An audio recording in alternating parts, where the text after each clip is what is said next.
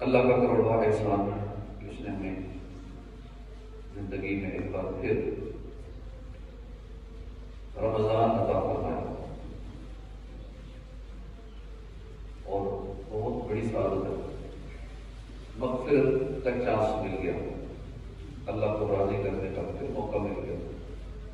ساری زندگی رب کی نافرمانیوں میں گزری، عبادت میں سستی کرتے ہوئے گزری، فرائض علوم نہیں سیکھ سکے، نماز درست نہ کر سکے، توبہ پر استقامت نہ مل سکی، لیکن اللہ کریم کا احسان اس نے ہمیں زندگی میں پھر چانس دیا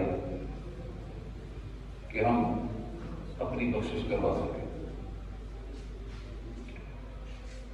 آج جمعے کی بابرکت گھڑیاں ہر لمحہ جمعے کا قیمتی ہے، کیونکہ ہر لمحے میں، ہر گھڑی میں 10 لاکھ بخشے جا رہے ہیں۔ ہمارے دل میں یہی ایک تمنا بھی ہو، تصور بھی ہو، خیال بھی ہو کہ اللہ ابھی جو بخشے گئے 10 لاکھ میرا نام بھی اس میں آ جائے، ابھی جو بخشے جائیں گے 10 لاکھ اس میں میرا نام شامل ہو جائے، کیونکہ شام تک سلسلہ جاری ہے۔ جمعرات کی شام سے لے کر غروب آفتاب سے لے کر جمعے کی غروب آفتاب تک یہ مغفرت کا سلسلہ جاری ہوتا ہے، ہر لمحے میں یہ بخشے جا رہے ہیں۔ اللہ آج ہماری مغفرت پر صلی اللہ علیہ حبیب محمد صلی اللہ علیہ وسلم، اور اللہ ہمیں صحت و عافیت کے ساتھ رمضان گزارنے کی توفیق عطا فرمائے۔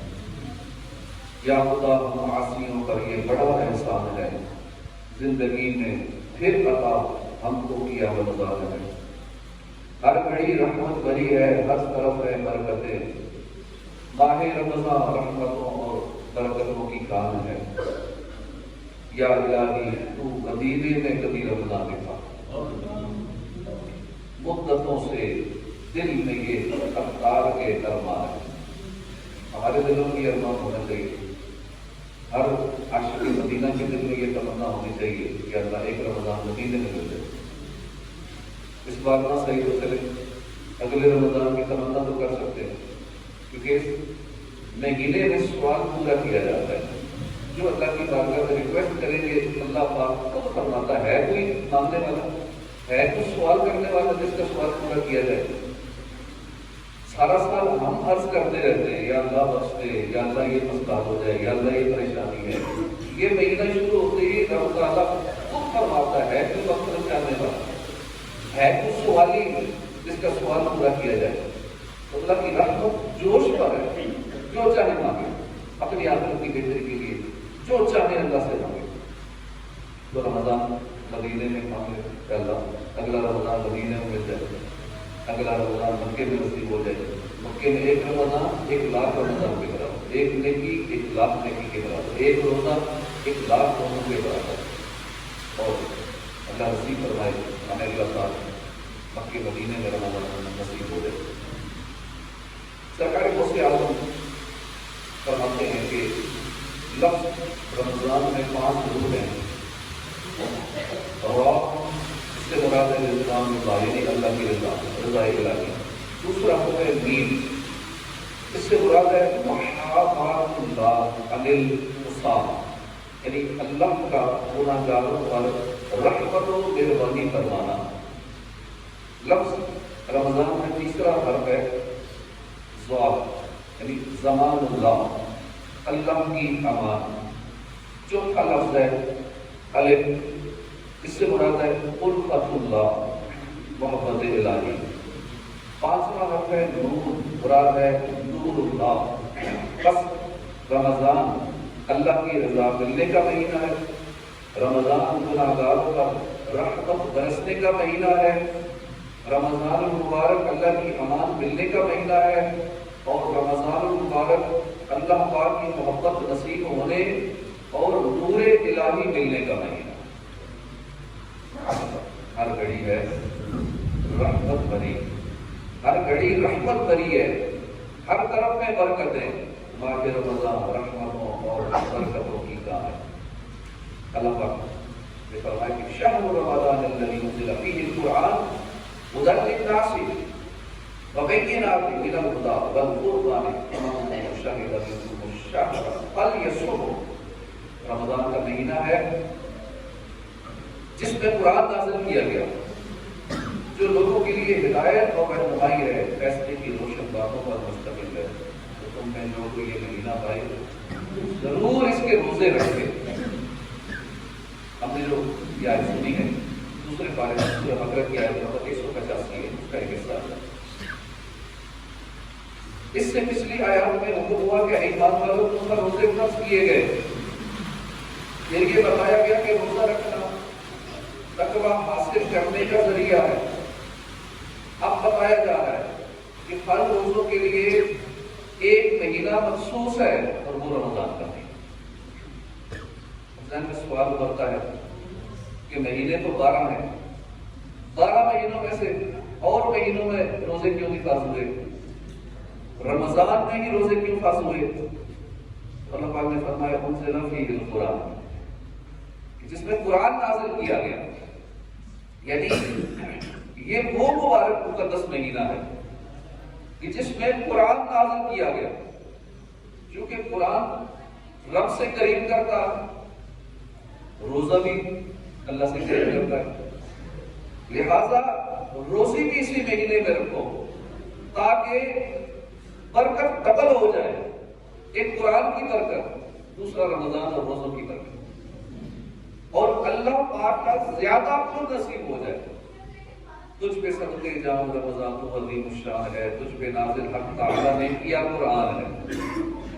پیارے اسلامی بھائیو، یہ رمضان المبارک کی بہت اہم خصوصیت ہے کہ اس ماہ مبارک کو نزول ہدایت کے لیے خاص کیا گیا۔ اللہ پاک نے انسان کی ہدایت رہنمائی کے لیے انسان کو جنت کا راستہ بتانے کے لیے مختلف زبانوں میں 4 کتابیں نازل فرمائی ہیں، تورات، زبور، انجیل اور قرآن پاک۔ یہ چاروں کتابیں نازل کرنے کے لیے اللہ پاک نے جس مہینے کو سلیکٹ کروایا وہ رمضان ہے۔ مسند امام احمد کی روایت میں ہے کہ اللہ کے آخری نبی صلی اللہ علیہ وسلم نے فرمایا کہ ابراہیم علیہ السلام کا جو صحیفے نازل ہوئے وہ رمضان کی پہلی رات نازل ہوئی، تورات شریف رمضان کی 7ویں رات نازل ہوئی، انجیل مقدس کے رمضان کی 14ویں رات میں نازل ہوئی، اور مصنف ابن ابی شیبہ کی روایت ہے کہ زبور شریف کے رمضان کی 6 تاریخ کو نازل ہوئی۔ باقی رہا قرآن کریم، تو قرآن کریم کا تعارف بھی اس طرح کروایا کہ شہر رمضان الذی انزل فیہ القرآن، اس کا تعارف بھی قرآن سے کروایا گیا کہ رمضان کا مہینہ جس میں قرآن اترا۔ کون سا رمضان؟ وہ رمضان جس میں قرآن اترا۔ قرآن کریم کے نازل ہونے کی ابتدا یہ رمضان میں ہوئی۔ مکمل قرآن کریم رمضان کی شب قدر کو لوح محفوظ سے آسمانی دنیا پر نازل کیا گیا، اور بیت العزت میں پھر پڑھا، وقتاً فوقتاً وہاں سے پھر حکمت کے مطابق تھوڑا تھوڑا نازل ہوتا رہا، جبریل امین لاتے رہے۔ 23 سال کے عرصے میں قرآن کریم مکمل ہوا۔ اب یہاں ایک ایمان افروز لگتا ہے، دیکھیے اللہ پاک نے قرآن نازل فرمایا، کب نازل فرمایا؟ رمضان میں۔ کس پر نازل فرمایا؟ محمود رحمان مکی مدنی سلطان صلی اللہ علیہ وسلم۔ یہ تینوں عزت دار ہیں، یعنی رمضان، قرآن اور صاحب قرآن، تینوں کی شان ہی کمال کی ہے۔ بڑی آپس میں مناسبت ہے، گہری مناسبت ہے تینوں کی۔ ہمارے آقا صلی اللہ علیہ وسلم ہادی دو جہان، سب کے رہنما، قرآن کتاب ہدایت، رمضان المبارک وہ مہینہ ہے جو ہمارے دل کے دم کو دور کرتا ہے، ہمارے دل کو گناہوں سے پاک صاف اجلا روشن کرتا ہے۔ ہمارے آقا صلی اللہ علیہ وسلم رحمت للعالمین، قرآن کتاب رحمت، اور رمضان کو مبارک مہینہ ہے کہ جس میں رحمتوں کی سمجھ مبارک برستی۔ ہمارے آقا سخیوں کے سخی منہ مانگی عطا فرماتے ہیں، بلکہ مانگنے سے زیادہ عطا فرماتے ہیں، کثرہ کوئی مانگے تو دریا دیتے ہیں۔ آقا بھی سخی اور رمضان بھی سخی، رمضان میں بھی بہت کچھ عطا فرماتا ہے۔ ایسے ہی قرآن یہ بھی بڑا سخی ہے، ایک ہر پڑھو 10 نیکیاں ملتی۔ رمضان بھی بڑا سخی، ہر نیکی کا ثواب گنتی میں ملتا ہے، کسی نیکی کا 10 گنا ملے گا، کسی کا 100 گنا ملے گا، کسی کا 700 گنا ملے گا۔ لیکن روزہ ایک ایسی عبادت ہے کہ جس کا اجر شمار میں نہیں، حساب کتاب میں نہیں، اس کا اجر اللہ کا مطلب ہے۔ ایک اور بڑی اہم مناسبت وہ یہ کہ ہمارے آقا شافعِ محشر ہیں، روز قیامت شفاعت کبریٰ ہمارے آقا صلی اللہ علیہ وسلم کو ہی نصیب ہو۔ روایت کے مطابق زمین پر جتنے درخت ہیں، جتنے پتھر ہیں، روز قیامت پیارے آقا صلی اللہ علیہ وسلم ان کے برابر اپنے گناہگار امت کی شفاعت کرائیں، ان کو جنت میں پہنچائیں گے۔ ایسے ہی قرآن بھی قیامت کے دن شفاعت کرے گا، یہ روزے کی شفاعت کرے گا، رمضان کی شفاعت کرے گا۔ حدیث پاک میں ہے کہ روزہ اور قرآن یہ بندے کی شفاعت کریں گے۔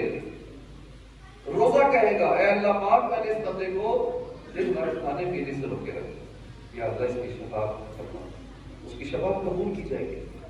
قرآن کہے گا اے اللہ پاک میں نے اس کو رات سونے سے روکا، اس کے حق میں میری شفاعت قبول فرما، دونوں کی شفاعت قبول کی جائے گی۔ انشاءاللہ ہمیں بخش دیا جائے گا۔ چھوڑو اے فرشتوں آتے ہیں شفاعت کو، وہ جس کے بھی حامی ہے فی النار نہیں ہوتا۔ ماہ رمضان، پیارے قرآن، محبوب رحمان کی کیا جلالی شان ہے۔ ہمارے آقا صلی اللہ علیہ وسلم نے بھی اعلان نبوت نہیں فرمایا تھا، اس سے پہلے بھی آپ رمضان سے بڑی محبت فرماتے تھے۔ آپ پر پہلی وحی بھی جب نازل ہوئی تو ماہ رمضان ہی میں نازل ہوئی۔ روایت میں آتا ہے کہ جب ہمارے آقا کی عمر 40 برس ہو گئی، ربیع الاول کے مہینے سے وحی کے آثار ظاہر ہونا شروع ہو گئے، وہ اس طرح کے سچے خواب آتے تھے۔ آپ صلی اللہ علیہ وسلم کو سچے خواب آتے تھے، جو خواب میں دیکھتے تھے وہی حقیقت میں ہو جاتا۔ 6 ماہ اسی طرح گزر گئے۔ پھر آپ کے دل میں خلوت کی محبت ڈالی گئی، تنہائی کی محبت ڈالی گئی۔ رمضان کا مقدس مہینہ تھا، آپ نے کھانے پینے کا کچھ سامان لیا، غار حرا میں چلے گئے، اللہ کی عبادت کرتے رہے۔ اور سوچنے کی بات ہے کہ غار حرا اور بھی غاریں تھیں، غار حرا کو کیوں منتخب فرمایا؟ علماء کرام نے اس میں حکمت یہ لکھی ہے کہ اس وقت غار حرا سے کعبہ شریف نظر آتا تھا، اس لیے آپ نے غار حرا کو منتخب فرمایا۔ کچھ دن آپ نے وہاں قیام کیا، اللہ پاک کی یاد عبادت میں مصروف رہے، پھر گھر تشریف لے آئے، پھر مسلمانوں کی پیاری امی جان حضرت خدیجہ رضی اللہ عنہا نے کھانے پینے کو کچھ سامان دیا، پھر آپ غار حرا تشریف لے گئے۔ اسی طرح کافی دن کی سلسلہ جاری رہا، وہاں پہ آپ پر وحی کا نزول ہوا، اور وہ پہلی وحی بھی رمضان ہی میں نازل ہوئی۔ پہلی وحی کی ابتدا بھی اسی مہینے میں نازل ہوئی۔ خوب رونق ہے ماہ قرآن کی، کیسی برکت ہے ماہ قرآن کی، واہ کیا بات ماہ رمضان کی، کیا ہی رمضان کی شان و شوکت۔ رمضان کا مہینہ جس میں قرآن اترا، اس آیت کریمہ میں رمضان کا تعارف قرآن کے ذریعے کروایا گیا۔ اس سے پتہ چلتا ہے کہ رمضان کا مہینہ یہ قرآن سے تعلق بڑھانے کا مہینہ ہے، رمضان کا مہینہ قرآن سے وابستگی مضبوط کرنے کا مہینہ ہے۔ علماء کرام فرماتے ہیں کہ اس مہینے میں روزے فرض کرنے کی ایک حکمت یہ بھی ہے کہ روزہ رکھنے سے، بھوکا پیاسا رہنے سے عقل تیز ہو جاتی ہے، دماغ زیادہ چلتا ہے۔ اب لہذا نزول قرآن کے مہینے میں روزے فرض کیے گئے تاکہ لوگ روزے رکھیں، ان کی عقل تیز ہو جائے۔ ان کی سوچنے سمجھنے کی صلاحیت بڑھ جائے اور قرآن کو سمجھنا آسان ہو جائے۔ ہمیں بھی کوشش کرنی چاہیے قرآن کو سمجھنے کی کوشش کریں، ترجمہ و تفسیر کے ساتھ، تجوید کے ساتھ، درست مخارج کے ساتھ اس مہینے میں سیکھنے کی کوشش کریں، کیونکہ زیادہ سمجھ آئے گی۔ بھوکا پیاسا رہنے کی وجہ سے عقل تیز ہو جاتی ہے، دماغ زیادہ کام کرتا ہے، انشاءاللہ اس کے مخارج قواعد جلدی یاد ہو جائے گی انشاءاللہ۔ تو معلوم ہوا کہ رمضان کا ایک بڑا مقصد قرآن کریم کے ساتھ تعلق بڑھانا، قرآن سے وابستگی بڑھانا بھی ہے اور اسے سمجھنے کی کوشش کرنا بھی ہے۔ الحمدللہ ہمارے آقا صلی اللہ علیہ وسلم خود صاحب قرآن ہے، قرآن آپ پر نازل ہوا، آپ کا تو لمبا لمبا قرآن کے دور میں بستا تھا۔ اس کے باوجود جب ماہ رمضان آتا حضور صلی اللہ علیہ وسلم قرآن سے اپنا تعلق اور بڑھا دیتے، قرآن سے وابستگی اور بڑھا دیتے۔ وہ اس طرح کے حضرت جبرائیل جب آتے تھے تو حضور ان سے دور فرماتے تھے۔ دور کہتے ہیں کہ ایک پڑھے دوسرا سنے، دوسرا پڑھے پہلا سنے۔ حضرت جبرائیل پڑھتے تھے، حضور سنتے تھے، حضور پڑھتے تھے، حضرت جبرائیل سنتے تھے۔ کیونکہ پڑھنا اچھی بات ہے، ثواب کا کام ہے، لیکن سننا قرآن پاک کو یہ فرض ہے۔ تو ہمیں بھی اس پر عمل کرنا چاہیے۔ ایک پڑھے ہم سنیں، گھر میں آپس میں طے کر لیں، میاں بیوی آپس میں ایک دوسرے سے دور کریں۔ بے شک اگر زبانی یاد نہیں ہے تو دیکھ کے حفاظ کرم تو زبانی کرتے ہیں، تراویح سنانے کے لیے تیاری کرتے ہیں، ہمیں بھی کرنا چاہیے۔ سننا فرض ہے اور فرض کا ثواب رمضان کے مہینے میں 70 گنا ہو جاتا ہے۔ تو اس ثواب کو حاصل کرنے کے لیے بھی کوشش کریں۔ تھوڑا سا عمل ہے، بس کسی نے پڑھنا ہے، ہم نے اس کا سننا ہے، بے شک دیکھ کے سن لیں۔ فرضوں کا ثواب، فرضوں میں بھی 70 گنا ثواب ملے گا انشاءاللہ۔ تو رمضان میں قرآن کریم کا دور کرنا یہ ادائے مصطفیٰ ہے، ہمیں بھی اس ادا کو اٹھانا چاہیے۔ اسی طرح قرآن پاک پڑھا جا رہا ہو تو سننا فرض ہے اور رمضان میں فرض کا ثواب 70 گنا ہے۔ اللہ کرے ہم بھی اس ادا پہ عمل کرنا شروع کر دیں۔ ابھی سے ہمارے بزرگان دین اللہ کے نیک بندے بھی عام دنوں میں تو تلاوت کرتے ہی تھے، لیکن رمضان میں تلاوت کا سلسلہ بڑھا دیتے تھے۔ بعض اولیاء کرام رمضان میں 3 راتوں میں قرآن کا ختم فرما لیا کرتے تھے۔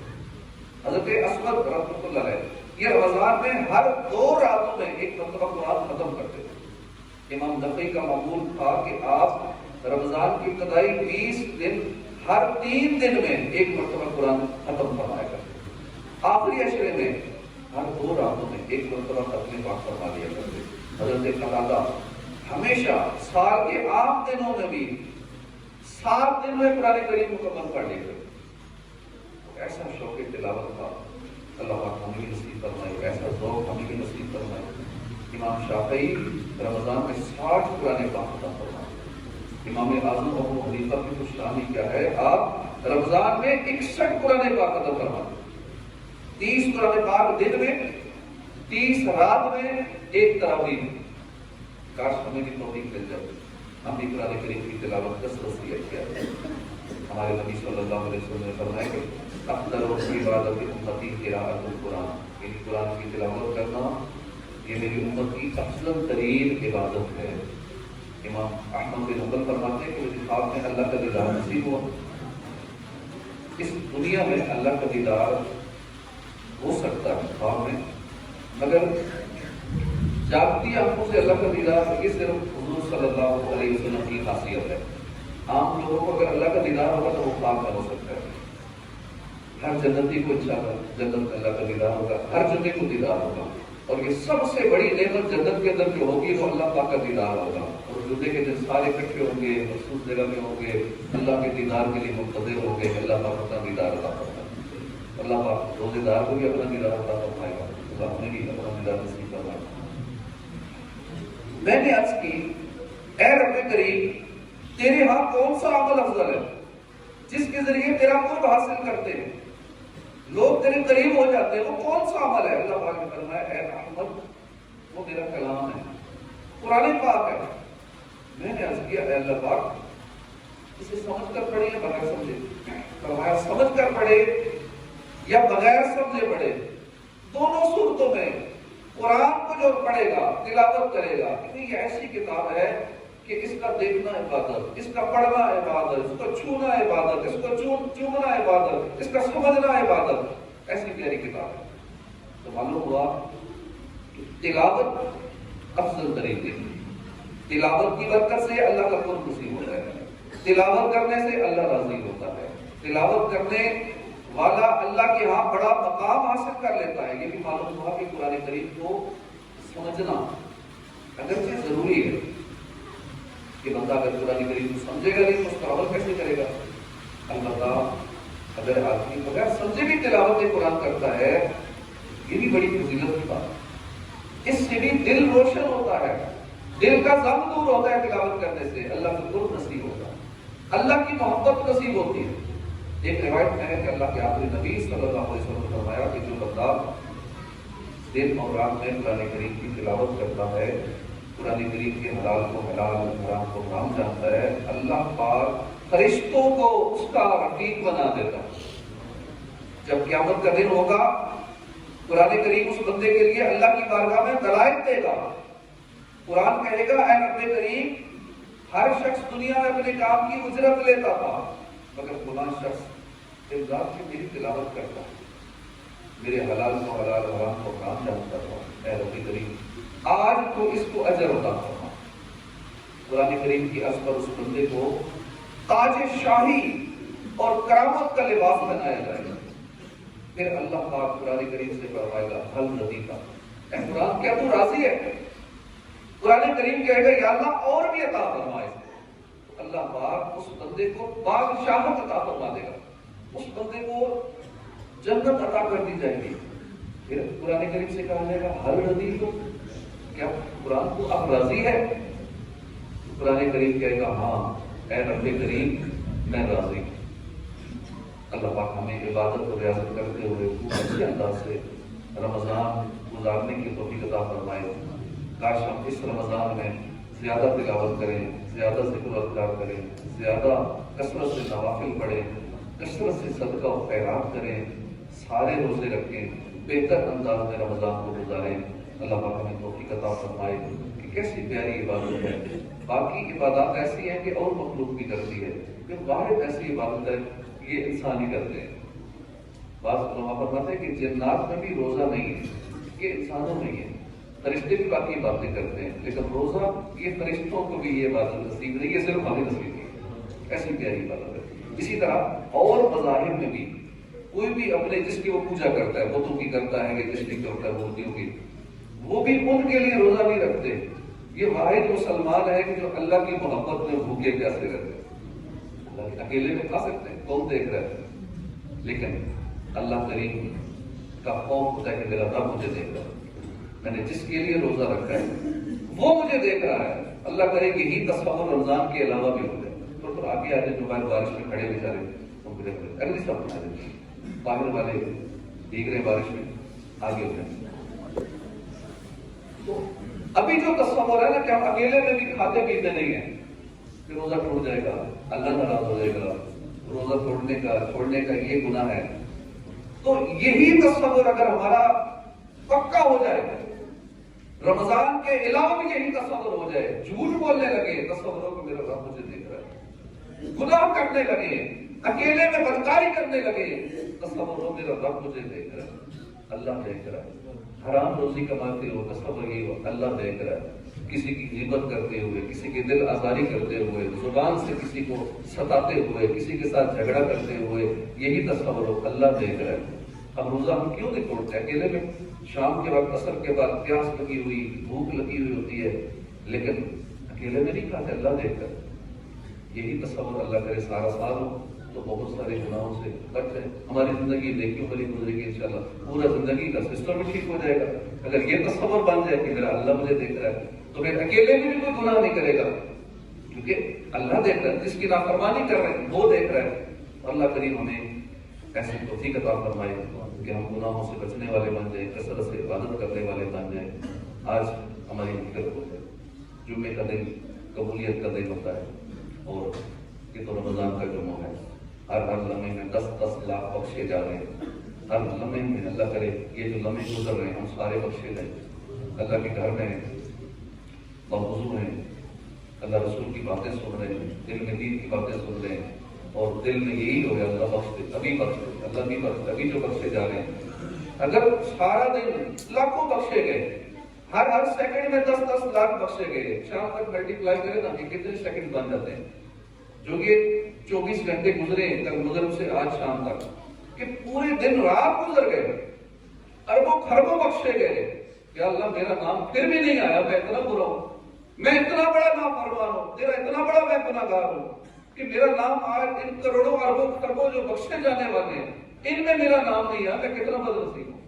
تو اپنی اس بدنصیبی بھی رونا چاہیے, سچی توبہ کر لینی چاہیے. جو پچھلے گناہ ہوئے, اللہ کسی سے زیادتی کی ہے, رب کی نافرمانیاں کی ہیں, کسی کو ستایا ہے, دل آزاری کی ہے, تو سچے دل سے توبہ کر لینی چاہیے. آغاز ہے, رمضان کا آغاز ہے, تو بھی کر لیجیے کیونکہ دن تھوڑے ہیں. ایک روزہ تو گزر گیا, یہ جمعہ ہے, پھر ایک وقت آئے گا جمعہ الوداع, ابھی موقع ہے, ابھی چانس ملا ہوا ہے, چند دن ہے باقی, گنتی کے دن ہوتے ہیں, ایام معدودہ, گنتی کے دن ہیں, گزر جائیں گے.